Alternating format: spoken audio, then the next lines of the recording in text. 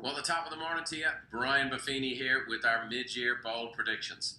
We've been doing these bold predictions now for 15 years, and happy to say our track record's been pretty good. Today might be the most important mid-year bold predictions I've ever done. The market is in the midst of a significant change. The media is reporting things in such a way that is causing a lot of confusion. And I feel because so many offices now are remote, so many agents are also somewhat confused by the information that's in the marketplace. More than ever before, I see agents getting their information from the media. Now, this is nothing new. When back in the day, when I'm 37 years in the real estate business, and we used to always bemoan the newspapers. Remember those things? And we would always say, you know, we're paying all this advertising as realtors, and the articles are so bad about real estate. Well, nothing's changed. Only today we have more sensational clickbait and a lot of misinformation and 24-hour now finance news cycles that need to be fed. And so it's hard to see the forest for the trees. So we're going to do that today. I have 3 points for you today I'm going to cover, as I always do. And this is a big deal. Whether you're in real estate or not, we have obviously a huge real estate audience tuned in today, but we have hundreds of thousands of people on this show today. And if you're not in real estate and construction represents 16.5% of the U.S. economy, the largest economy in the world. So it's the most important sector in the entire world economy. So when we talk about the real state of real estate, it's the real estate of the entire market. And that's what we're going to do. We're going to talk about the real estate of real estate. We're going to talk about what's up with mortgages. And I have a great guest for you today, a man I've known for 20 years with one of the most prodigious resumes in the history of real estate, in my opinion. A man whose information and insight I respect enormously. And then lastly, we'll finish up today by finishing the year strong, based on what you hear, based on the adjustments you need to make. What do you need to do to finish the year strong? And then ultimately set yourself up for what will be a very significantly different market in 2024 than what you've experienced in 2023. So let's talk about it. We're going to talk about what the media is saying, what your customers are feeling, and what and how a pro communicates. So we're going to talk right now about the media. This is the onslaught that every customer in real estate is experiencing. And that's why you'll hear buyers saying, I'm waiting till the market crashes before I write an offer. And I know you've all heard that stuff. And here's why. All kinds of different information coming from different entities. In fact, sometimes the same ones. So the Wall Street Journal, home prices posted the largest annual drop in more than 11 years. So we had an 11-year run-up in the price of homes. And this April was the first time we saw prices leveling off and actually drop down a bit. So that gives people pause for concern. USA Today, here's an article from them saying, buying a house, not now. Many Americans say as frustration over economic conditions mount. Here's Go banking rates, and it says the housing market in 2023. I love this one. Prices are now so high that banks are losing money on mortgages. You know, like what in the frost is that, right? But this is what people are getting. CNBC, people tune into this every day. Market call. Okay, here's Home Depot posts worst revenue miss in about 20 years. Lowers forecast as consumers delay big projects. Another Wall Street Journal one, the Fed increases are hitting small businesses the hardest. You're all small business people. What does this mean? Business Insider says people are flooding open houses and feverishly bidding on homes even after predictions of a market crash and bargain basement prices. Here's why. So it's all these different messages. Even in Canada, more economists say the Bank of Canada is poised to hike rates again real soon. So we get sensational, confused, and conflicting information. And what I want to share with you is all this information is coming every day, throughout the day. So I want to share with you first and foremost what your customers are feeling. It's very important that you know where they're at. So the first and foremost is fearful. People are fearful. You know, we all know how jacked up the culture is, how divided people feel, but people are fearful. Realtor magazine came out, is the media keeping home buyers in a state of fear? So even our own magazine comes back and says, hey, people are being jacked up into fear. The second thing your customers are feeling is FOMO, the fear of missing out. We know that a seller in July of 2022, when their house was at its zenith, feels like they missed out, that the prices have come down a little bit. And many agents, and I've certainly bumped into some lately, are pricing homes as if July of 2022 is still today.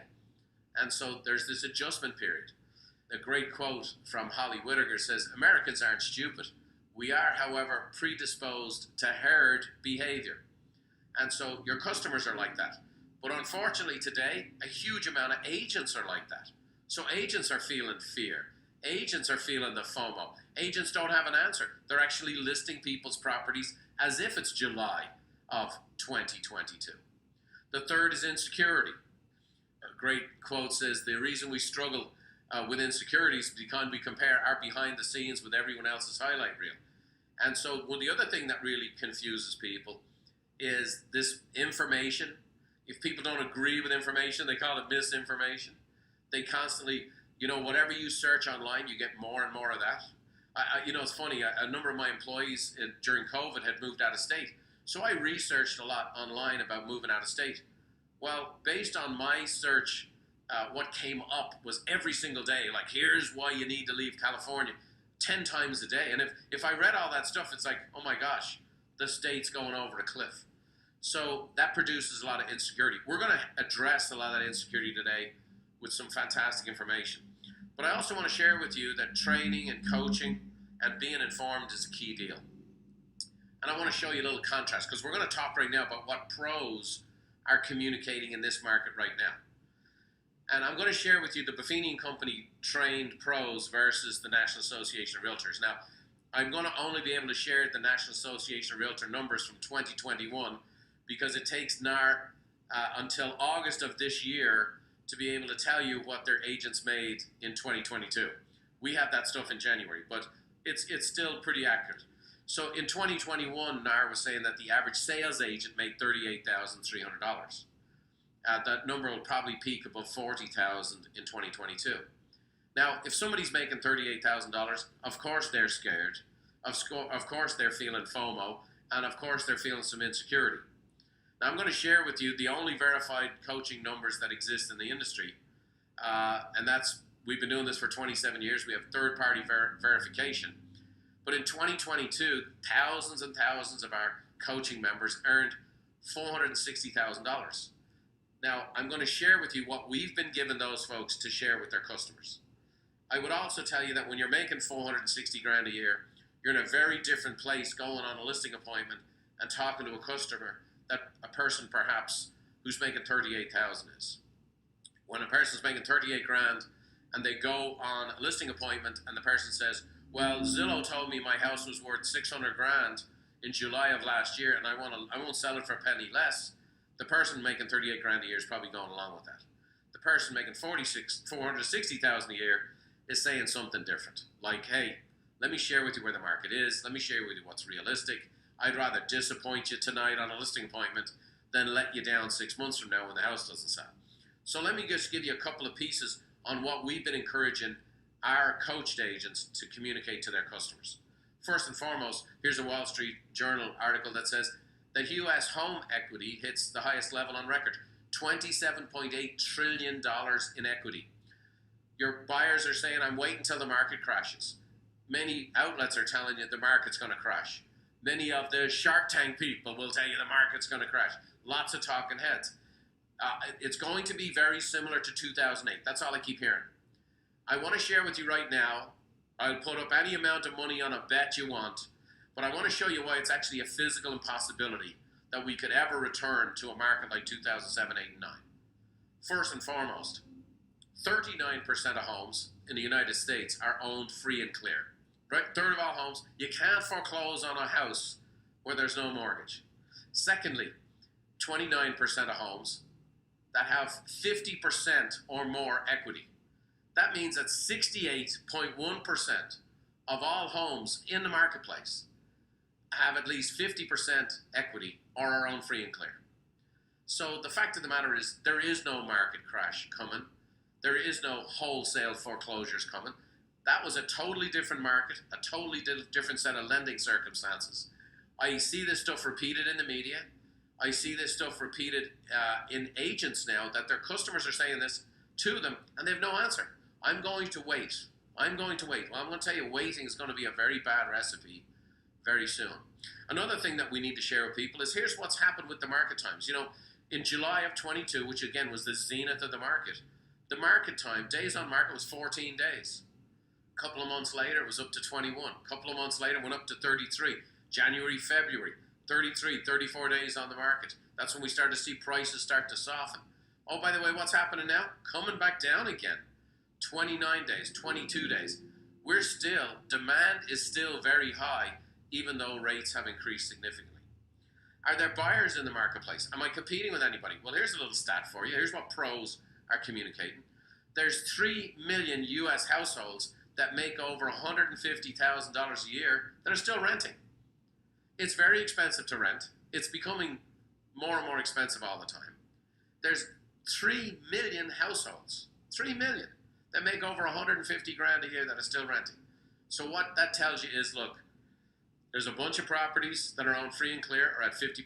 There's no crash coming. There's a bunch of buyers still available. Market times, yeah, they went up, but they've come back down. Prices have flattened out, for sure. This is not a time to be panicked or fearful or even let your customers feel the FOMO. This is a time to be a pro. And we're going to try to help you do that. And one of the ways we're doing that today is by bringing onto our program a real pro. His name is Dave Stevens. Now, some of you will be extremely familiar with Dave Stevens, and some maybe not so much. But Dave is one of the most extraordinary resumes I've ever seen in real estate. And we know each other a long time. Dave was the president and CEO of Long & Foster, one of the largest independent real estate companies in the country. He was the executive vice president of wholesale lending at Wells Fargo Home Mortgage. So he's seen the institutional side. He was the senior vice president in charge of single-family lending at Freddie Mac. Okay, he previously served as president and CEO of the Mortgage Bankers Association. Knows a bit about mortgages. He's also served as the U.S. Assistant Secretary of HUD and the Federal Housing Commissioner. And then Dave now is currently the CEO of Mountain Lake Consulting and a 40-year veteran of the mortgage banking industry. Dave, I know that's a long resume, and I didn't cover half of it, by the way, but I want to thank you for joining us. I really appreciate your insights on the market. Thanks for making time for us. Good to be with you, Brian, as always. Well, I think we want to cut through some clutter. You do a great job of giving perspective to people and, also letting people know, hey, we got some good opportunities in front of us. So let's kind of start with the big picture of what you're seeing with mortgage rates. You have a great understanding, your fingers on the pulse. What are you seeing with mortgage rates? That's the big question everybody wants to know. Yeah, I mean, I think for everybody as they look at interest rates, it's really easy to become dismayed. In fact, I love your intro because you can get really confused by bad information. The Federal Reserve's done one of the most dramatic increase in interest rates that we've seen in our lifetimes. What you're looking at here is the history of the federal funds rate. That's the rate that Chairman Powell's been moving most recently, going back to 1955. So we have decades of history. And the only thing that I want everybody to look at the slide and realize is that every time the Fed starts raising rates, they always overshoot. They always result in create a recession, small or large, and then they drop rates shortly thereafter. The gray vertical lines in this chart are recessions since 1955. This is from the Federal Reserve of St. Louis. And as you can see, the Fed, in response to trying to slow inflation of one kind or another over the decades, has started raising rates, but they always go too far, just as Powell has done this time. And so while the Fed chairman paused, as you pointed out with inflation, it is dropping. And we think inflation is dropping faster than maybe Chairman Powell thinks. Right. But we will realize that when he does by stopping the increases. But all that leads you, along with a lot of other indicators, is to realize one core reality. Rates are coming down, gang. They aren't going to be up at this level much longer. We expect by the end of the year, 30-year fixed-rate loans will have already begun to drop, and they will drop even further next year. What you have here is a copy of an article from Forbes, which just highlights a lot of different economists' views. Heading off at the very top, be prepared to jump on in a dip in rates. Robert Frick from Navy Federal Credit Union. Freddie Mac's economist, Sam Khater, rates should gently decline over the course of 2023. NAR's chief economist, mortgage rates will drop with 30 or more mortgages falling progressively to 6% this year and into the mid 5% range next year. I think it's going to go lower than that, but that's fine. That's Lawrence Young. First American, Bank of America, the Mortgage Bankers Association, mortgage bankers chief economist Mike Frantantoni, one of the smartest economists in America, in my view. Our forecast is for 30-year mortgages to be closer to 5.5 by year end, and he predicts dropping into the mid 4s next year. People don't guess this. They're not making it up. They look at things like spreads between the 2-year and the 10-year Treasury, which is inverted, and the 10-year and the 30-year, and things that I'm not going to bore you with. But all the economic indicators basically are screaming at market makers and Wall Street and saying, gang, rates are coming down. That doesn't mean, as you would say, Brian, you don't wait for that rate. Right. You buy the home of your dreams when you can buy the home of your dreams. You rent the rate, and then you refinance it when it comes down further. Right. But I do think that those lower rates are going to bring in an incredible wave of home buying demand as we go forward. And I'll show you in just a moment. You bet. Well, no doubt. And also, for us, one of the big issues that people have is there's no inventory. And one of the things I want to talk about today is people, for the first time, I'm 37 years in real estate. I've never had a situation where homeowners were staying in their house because of the rate and not the house. And they've put off a move. They've wanted to move. They wanted to downsize or upgrade or whatever, but they're sitting on a rate in the mid 2s or the low 3s, and they don't want to trade it for 6. So they're going, I'm just going to stick around. So it's exasperated the inventory issues even more. And so what's going to take place, and the Fed was slow to raise rates in the beginning, and they will be too long in reducing them. And that's just their history, and you show that since 1955, that's what they do. But we have to be prepared because we have to do the groundwork to get people and to get leads and to get buyers in the right frame of mind and the sellers. And like I said, you pointed out all these great people today that have the same opinion with tremendous research. It's just not highly publicized. I'm right in lockstep with you. I do think, someone says all the time that, inflation coming down is like a slinky coming down the stairs. And, it's gone from 8 to 5. I believe the real inflation rate right now is somewhere in the mid 3s, but they're not going to show that for a bit. And so they'll be a little bit behind. We know when they get to 2, the rates will be 4 and everybody's happy. But here we go. I would love from your perspective, because you've been not heavy on the mortgage side, but also, you ran one of the biggest real estate companies in the country.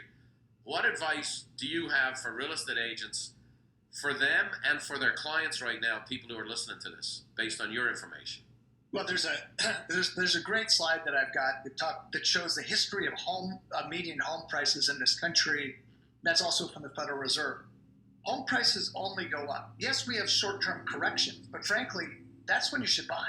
I mean, if you can buy during the correction, that's your greatest opportunity. And frankly, and unfortunately, as this slide shows, whatever slowdown we may be seeing in some pockets of the country, and that's not everywhere, as you all know, in many markets, you're still standing in line and having to put in multiple offers, and cash buyers are beating you to the punch. But real estate is all about supply and demand. And when you look at supply right now, we have one of the lowest inventories of resale homes on the market going back decades. This slide is going back to 1999 from the National Association of Realtor is showing about 3 months supply on the market. The good news, inventory will slowly start rising. The National Association of Home Builders just recently announced that new housing starts hit a record high. It was a massive increase that just was recently announced. That's going to help bring new inventory to market. But Brian, pent-up demand is also one of these things that's an interesting thing to look at. And there's pent-up demand with buyers, and this slide's really important as we talk to that. But sellers are also holding back, as you pointed out, because they have a 2% rate. But at the end of the day, if you're a growing family and you've had another child recently and you don't have a room for that child, you're going to have to go buy a house. Yep. And if you're retired and you don't want that big house anymore, you may hold on for a while thinking, God, that 2% rate is so good. maybe selling it into a 6% or 7% rate isn't doable. But when rates get into the 5s or 4s, people are going to look at that difference and go, it's time, it's worth it. I'm going to make that move, and we'll see resale inventory rising. Yeah. But for all of you out there who may be working with potential clients who are sitting on the sidelines waiting for something, some miracles for home prices to drop even more, or for the situation to get better for home buyers, you better give that up. This is the distribution of everybody in the United States of America by age. It's a population distribution from 0 to 100 plus. And what everybody, I think, in real estate knows is the median age for first-time home buyers is somewhere between age 34 and 35. I underline 35 on this chart. If you draw your lines up to the black line above and go to the left of age 35, 34-year-olds, 33-year-olds, 32-year-olds, those spikes represent the biggest wave of population ever in the history of this country to be rolling into the median age for first-time home ownership that we have ever seen in the history of America. Bigger than the baby boom generation when they started buying in the early 1980s. The millennials, which we've been talking about for a long time, are here now. And the nation is literally standing, all of you are literally standing on the front doorstep of the largest wave of home buying demand in U.S. history. And that's not guesswork, it's fact. I just showed you the data, and there are multiple slides that talk about that. Well, and we know this, there's tremendous amount of surveys have been done to say what's the number one goal, economic goal, investment goal of millennials, and it always comes back, own a home. I want to own a home. I want to own my own home. And COVID actually accelerated that even further because home became such a critical thing. So the truth of the matter is we've had this, very long run up, and then we ran into COVID, and I used to say, when we had the toilet paper shortages during COVID, that real estate was the next toilet paper, and that sure enough happened. And it was exhausting for agents and exhausting for the market, and 27 multiple offers. And we've had this little cooling period. We've gone down probably, 1 million transactions. I believe I think the trough was a couple of months ago, the very bottom of the volume of transactions. And now what's happening is inflation has cooled. We had these such accelerated rates by the Fed. I mean, they almost like in an airplane tried to stall the plane. And the demand is so strong, they still couldn't do it. They couldn't do it, with rentals even. So I do believe we're on the doorstep. There's people coming. It is supply and demand. Their number one goal is to own homes. And like you say, there's pent-up demand for sellers to move, downsize, upgrade, whatever it is, move out of state. And now they're like, once that delta gets to an acceptable number, it's going to hit us pretty quick. And so what I want to do and what we'll be talking about at the end of this show today is how to prepare in the third and fourth quarters, and then ultimately what's coming in 2024. And we're going to get into that here in a minute with your projections. But before we get into that, one of the questions, Dave, that I'm just getting peppered with a lot, and I just think your unique perspective would be great for people to hear. Obviously, we had some banks go down. We've heard it's the run on the banks. It's here comes It's a Wonderful Life, and so a lot of people are concerned about the health and well-being of our banks. What's your insight on that? Well, look, we're not out of the woods with the banking system. Mm-hmm. Signature Bank and Silicon Valley Bank were unique. They had long investments in 30-year mortgages and other long treasuries that they thought were going to bring them a good return.